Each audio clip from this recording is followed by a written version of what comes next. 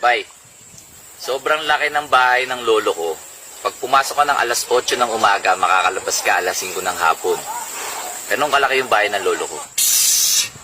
Wala yan sa lolo ko. Sa sobrang laki ng bahay ng lolo ko, pag pumasok ka ng Lunes, makakalabas ka Biyernes na. O ganun kalaki yung bahay ng lolo ko. Psst. Ang liliit pala ng bahay ng lolo nyo eh. Sa sobrang laki ng bahay ng lolo ko, pag pumasok ka ng 2015, makakalabas ka 2025 na. Ha? Ganun kalaki yung bahay ng lolo mo? Woo! O bakit? Saan ba nakatira lolo mo? Sa Bilibid. Ginagawa mo dyan? Ay, wow, Samsung. Ano tong iPhone? Okay, ito yung bagong ano eh. Ito yung maganda kasi yung...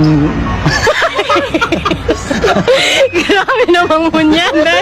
Ito, iPhone 14 Pro Max. Fully paid. Tumayo ka! Kaya mo na!